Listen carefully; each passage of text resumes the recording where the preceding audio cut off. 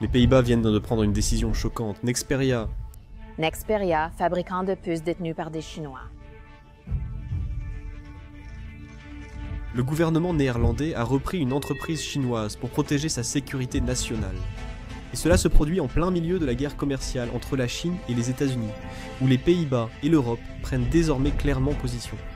Le gouvernement néerlandais a repris Nexperia.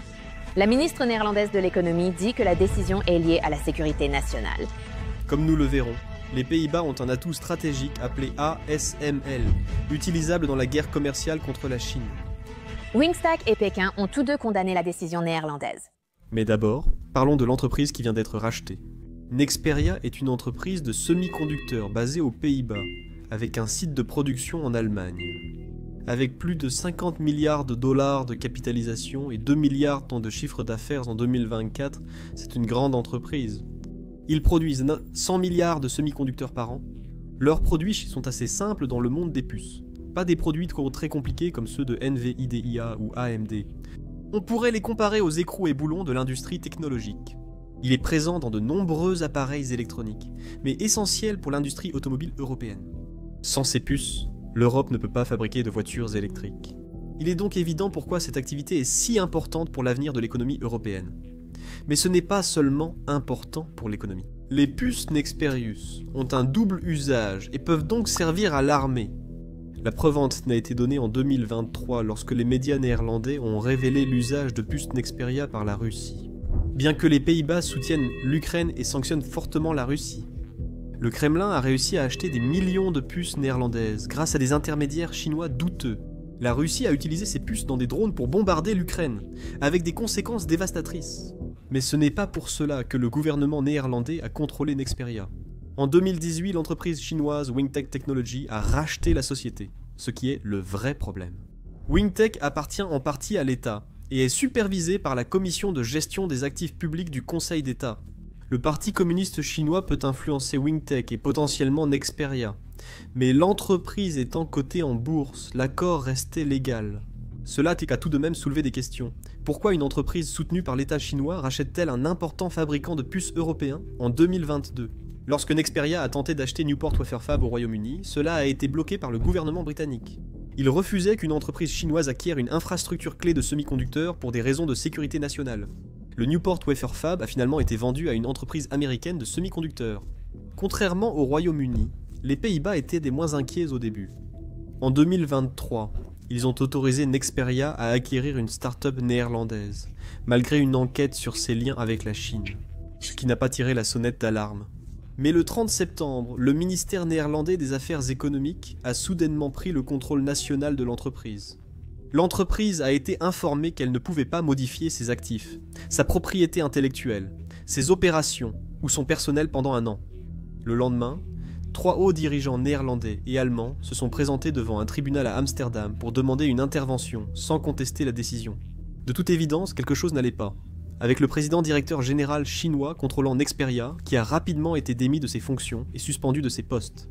Toutes les actions de Wingtech et la société elle-même ont été placées sous la gestion d'une personne non identifiée. Tout cela a été révélé au public le 12 octobre. La nouvelle était choquante, car la saisie d'une entreprise par un gouvernement paraît inacceptable dans une économie de marché libre. Il était évident qu'un grave problème touchait cette entreprise.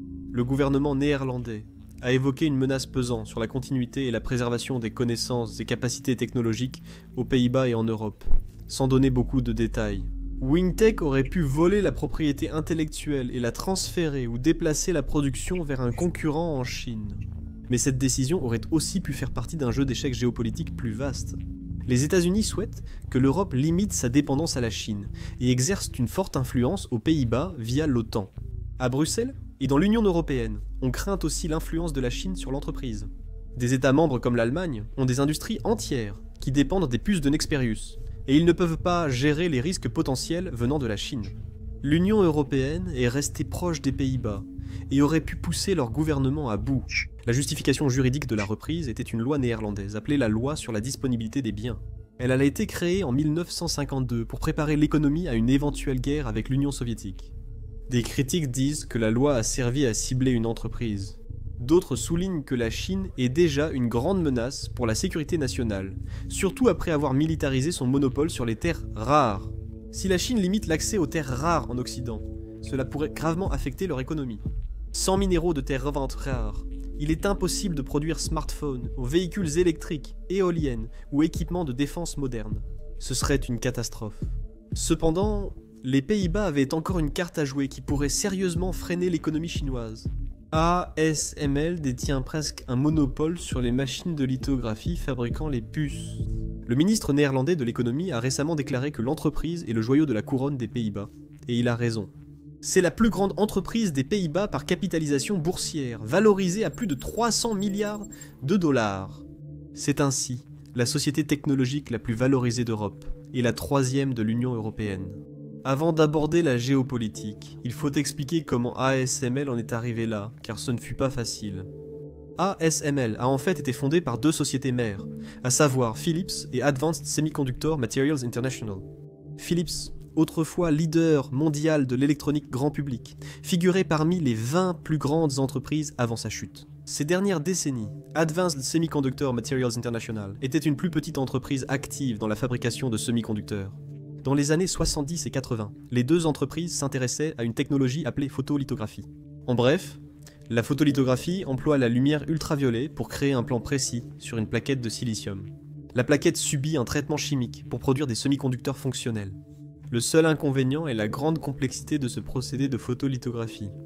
Philips et Advanced Semiconductor Materials International ont vite compris qu'ils avaient besoin de capitaux et d'expertise.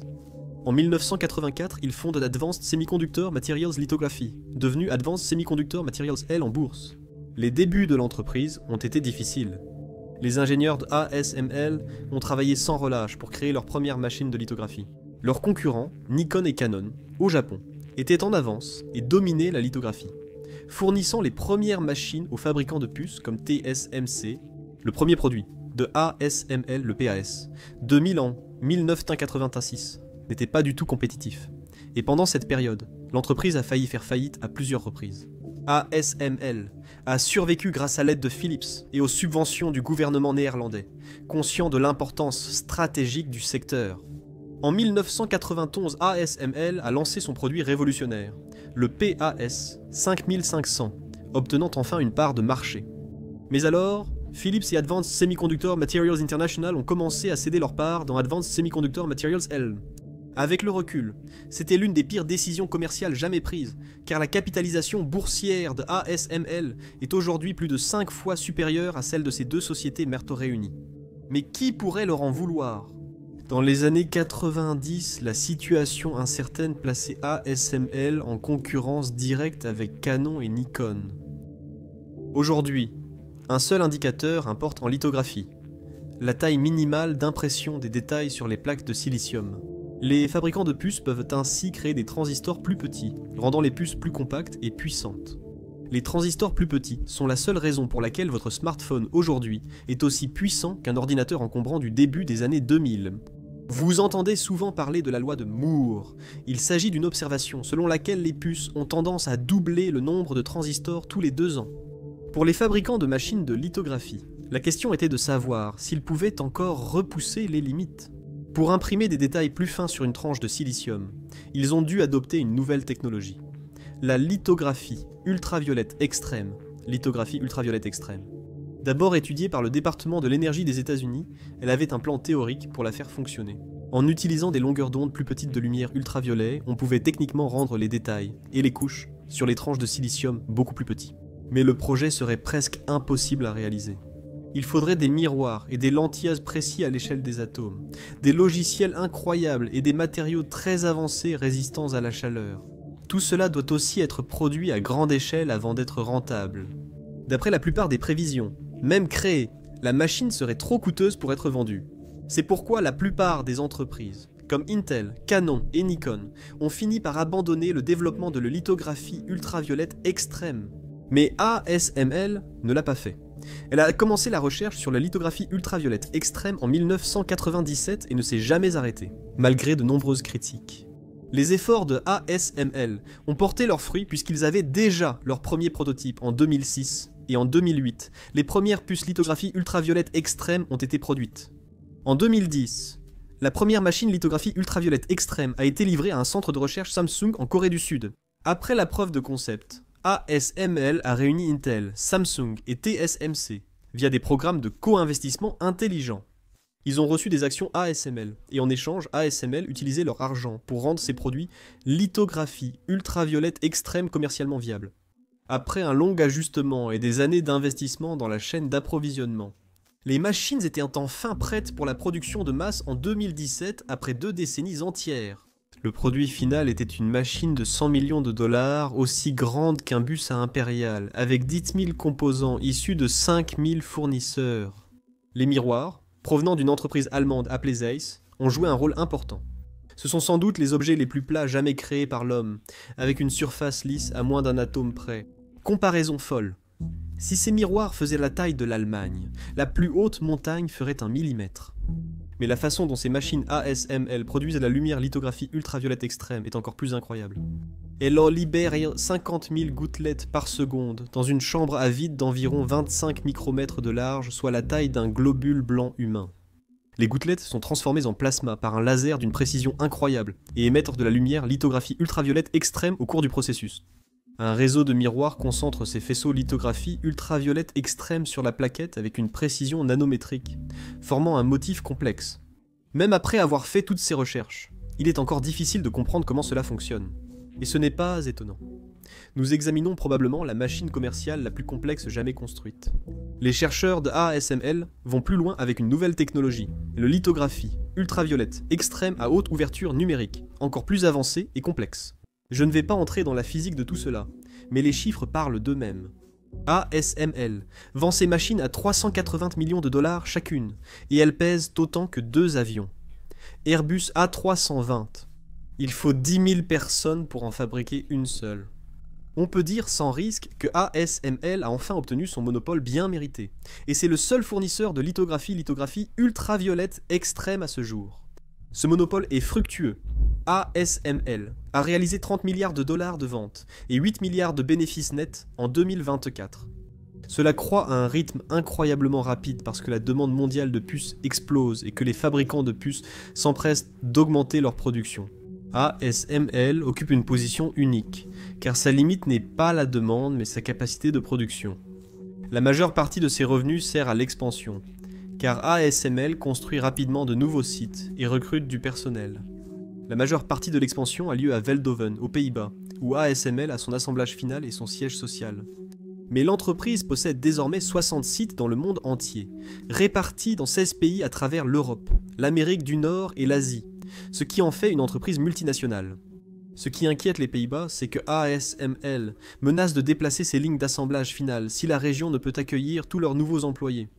La plupart de ces employés étrangers ont besoin de visas et de logements.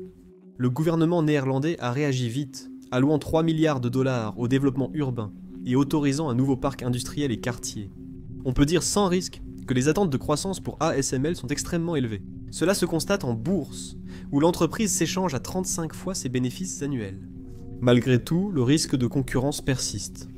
Par exemple, des chercheurs japonais ont récemment affirmé avoir trouvé une méthode beaucoup plus simple pour utiliser la technologie lithographie ultraviolette extrême. Mais il reste à voir si cela fonctionne réellement. La majorité reconnaît qu'ASML a 10 à 15 ans d'avance sur ses concurrents, étant les seuls à étudier le lithographie ultraviolette extrême durant près de 20 ans. Leur technologie complexe rend improbable qu'une autre entreprise les surpasse bientôt.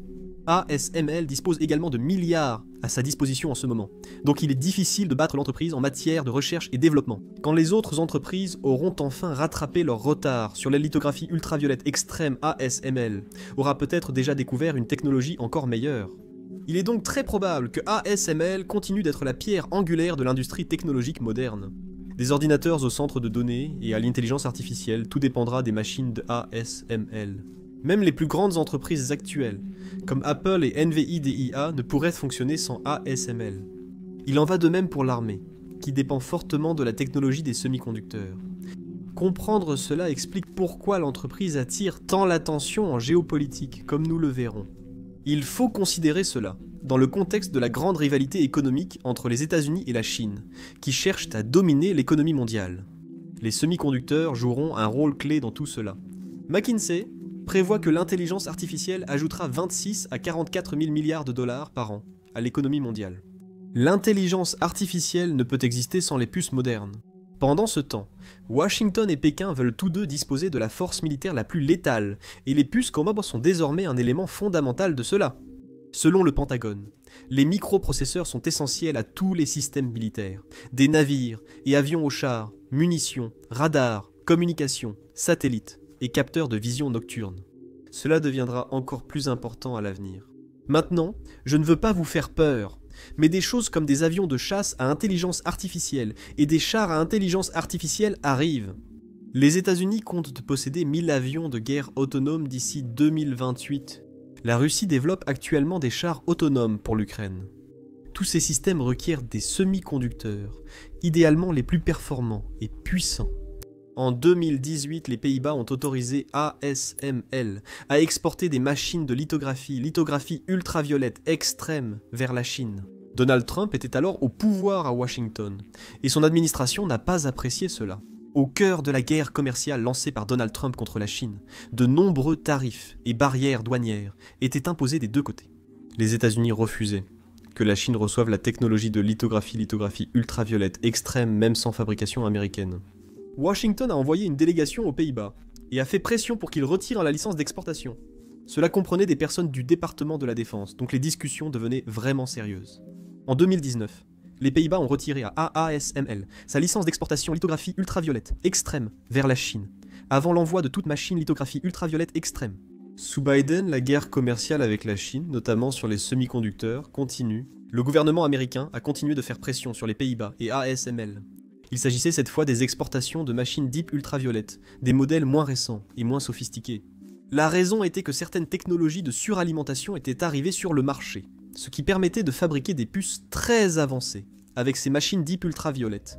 Donc, en 2023, après une immense pression des États-Unis, les Pays-Bas ont également restreint ces exportations vers la Chine. La raison pour laquelle les Pays-Bas ont écouté les États-Unis était leur dépendance à l'égard de Washington. Les Pays-Bas dépendent de l'armée américaine pour leur sécurité, les États-Unis étant le principal contributeur militaire de l'OTAN. Des ogives nucléaires américaines sont aussi stockées sur des bases aériennes aux Pays-Bas. Sans l'aide américaine, les Pays-Bas et l'Europe de l'Ouest seraient très vulnérables face à la Russie. Les Pays-Bas et les États-Unis ont des liens économiques dépassant largement ASML. En 2023, les Pays-Bas ont importé plus de 100 milliards de dollars des États-Unis et exporté 50 milliards vers eux. L'Amérique est le deuxième partenaire commercial des Pays-Bas après l'Allemagne, la Chine n'étant qu'en 4e position. Il est donc plus logique pour les Néerlandais de restreindre les exportations vers la Chine que de contrarier les États-Unis. Le blocage des exportations de ASML a eu de lourdes conséquences. Privée des machines lithographie ultraviolette extrême et deep ultraviolette avancée, la Chine ne peut plus produire de puces sophistiquées chez elle à cause des États-Unis. C'était crucial car en même temps, les États-Unis interdisaient l'exportation de puces avancées vers la Chine. NVIDIA ne peut plus exporter ses GPU avancées vers la Chine, pour freiner ses progrès en intelligence artificielle. Qualcomm, Intel, AMD, LAM Research, Applied Materials et d'autres ne peuvent pas vendre certains types de puces aux entreprises chinoises. Après 2022, la Chine n'avait plus accès aux puces avancées sur le marché mondial. Le but de cette mesure était de rendre la Chine moins menaçante sur le plan économique et militaire. Sans semi-conducteurs avancés, la technologie nationale resterait en retard. Malgré les sanctions, la Chine demeure le principal marché d'exportation de ASML. L'an dernier, 29% de ses revenus venaient de Chine, et certains trimestres, près de la moitié de l'activité de ASML s'y faisait. ASML ne peut pas vendre ses meilleurs produits à la Chine, mais ses anciennes machines restent utiles. Pour des choses comme les voitures ou les machines industrielles, vous n'avez pas besoin des meilleures puces avec les plus petites à transistors. Par peur de sanctions américaines, les entreprises chinoises ont stocké ces machines ASML moins avancées. Ironiquement, les restrictions à l'exportation ont temporairement stimulé les ventes d'ASML en Chine. Cependant, à long terme, les restrictions restent néfastes. Les ventes de ASML en Chine devraient en chuter de 25 à 30% en 2025. L'action de ASML a chuté de 29% depuis l'été dernier, effaçant environ 100 milliards de dollars de sa capitalisation boursière. Il est compréhensible que tout le monde aux Pays-Bas ne soit pas satisfait de cette situation. Certains hommes politiques du Parlement néerlandais estiment que l'Amérique a manqué de respect à leur souveraineté en faisant autant pression pour imposer des restrictions commerciales. L'un d'eux a affirmé que les intérêts américains diffèrent parfois des nôtres. L'Europe doit prouver qu'elle défend ses intérêts et ses entreprises. Le président directeur général de ASML n'est pas non plus satisfait. Il s'interroge sur la justesse et l'intelligence des restrictions, affirmant que le débat porte sur la réelle question de sécurité nationale. Un autre débat émerge. Cela nous aide-t-il ou nous nuit-il ? Les gens disent que ASML manque des revenus cruciaux en Chine uniquement parce que les États-Unis les y ont forcés. Il faut préciser que ASML n'est pas seulement une victime ici. Les pertes de revenus en Chine pourraient être compensées par de nouveaux gains aux États-Unis et en Europe grâce à la relocalisation industrielle. En Europe et en Amérique, les responsables politiques souhaitent leurs propres usines de puces pour ne pas dépendre d'autres pays pour ce secteur clé de leur économie. Surtout pas TSMC à Taïwan en raison du risque géopolitique lié à la Chine. En 2022, l'ancien président américain Biden a signé le CHIPS Act, consacrant 50 milliards de dollars à la production nationale de puces et jusqu'à 280 milliards d'incitations. Cela a provoqué un essor de la fabrication de puces, avec Intel, GlobalFoundries et TSMC, qui agrandissent ou ouvrent rapidement de nouveaux sites. Après le CHIPS Act, plus de 90 usines annoncées, et des entreprises ont investi plus d'un demi-milliard de dollars. L'Union européenne a suivi avec son CHIPS Act, prévoyant environ 45 milliards de dollars d'investissements publics et privés. Toutes ces nouvelles usines nécessiteront des machines de lithographie, donc c'est le jour de paix pour AS. La baisse de la demande chinoise ne signerait pas la fin pour ASML, tout comme les restrictions commerciales n'anéantiraient pas la Chine. Voici pourquoi les puces lithographie ultraviolettes extrêmes sont plus efficaces et puissantes, mais des puces moins avancées suffiraient pour les mêmes tâches. Aux États-Unis, ils utilisent maintenant des puces 3 ou 4 nm, tandis qu'en Chine, ce sont des puces 7 et 12 nm. La différence existe, mais cela n'empêche pas l'automatisation de l'armée. Souvent, il suffit d'utiliser plus de puces pour compenser la taille accrue des transistors. Pendant ce temps, les restrictions commerciales n'ont pas été infaillibles, ce qui signifie que la Chine reçoit encore certaines puces avancées de fabricants étrangers. Les principales entreprises d'intelligence artificielle chinoises ont fait passer en contrebande des milliers de GPU, NVID, intelligence artificielle haut de gamme, via des pays comme Singapour et la Malaisie. De la contrebande transite aussi par Hong Kong, où l'importation de ces GPU est interdite, mais certains passent quand même. Ces routes de contrebande sont l'une des principales raisons pour lesquelles la Chine dispose désormais de son propre grand modèle de langage, DeepSeek. Les États-Unis tentent de réprimer ce commerce illégal, mais il reste incertain qu'ils y parviennent totalement. Encore plus inquiétant, la Chine tente désormais de copier la technologie des ASML, Shanghai Microelectronics Equipment, la meilleure entreprise de lithographie en Chine, reste très en retard sur ASML. Certainement, elle n'en est qu'au niveau où ASML se trouvait il y a 20 ans, en termes de résolution de puces. Récemment, la Chine a annoncé un investissement de 37 milliards de dollars pour développer la technologie lithographie ultraviolette extrême nationale. S'ils investissent autant, l'avance de ASML pourrait disparaître plus vite que prévu. La Chine ne joue pas franc jeu. Tout en menant des recherches sur la lithographie ultraviolette extrême, elle tente aussi de voler la propriété intellectuelle de ASML. En 2015, l'entreprise avait déjà subi de grandes cyberattaques, plus tard liées à la Chine. Les pirates ont volé certaines informations techniques, même si ASML a affirmé qu'aucune information sur la technologie lithographie ultraviolette extrême n'avait été divulguée. Nouvelle crise 4 ans plus tard. En 2019, ASML attaque XTAL, société américaine soutenue par la Chine. XTAL a été créé par d'anciens employés d'ASML, dont certains d'origine chinoise. Ils ont dérobé un code source logiciel à ASML pour des machines deep ultraviolettes, ont été condamnés, et cela a provoqué la faillite de XTAL. À l'époque, ASML a déclaré qu'il ne faisait pas partie d'un complot national venant de Chine. De nombreux journaux affirmaient que la Chine visait l'entreprise. 4 ans plus tard, ils avaient raison. En 2023, un employé chinois a de nouveau volé des données à ASML. L'affaire est toujours devant les tribunaux et on ignore ce qui a été volé, a indiqué le président directeur général d'ASML. Ce n'était pas un risque majeur, parce que c'était comparable à une pièce de puzzle dont on n'a pas la boîte. Parce que les machines ont plus de 10 000 pièces, voler 1 ou 2 pièces ne vous mènera vraiment nulle part. Mais l'employé est ensuite allé travailler chez Huawei en Chine, ce qui n'est pas particulièrement rassurant à entendre. Les cyberattaques contre l'entreprise continuent d'augmenter, probablement en provenance de Chine. Maintenant, ASML ne serait pas la première entreprise à perdre de la propriété intellectuelle au profit de la Chine, car ce pays est tristement célèbre pour voler et copier des choses provenant d'entreprises étrangères. Une société de cybersécurité à Boston affirme que la Chine a volé la propriété intellectuelle de 30 multinationales valant des milliers de milliards de dollars. Oui, des milliers de milliards, avec un T. Mais une chose est claire, Le champ de bataille de cette guerre commerciale entre l'Occident et la Chine s'est déplacé aux Pays-Bas.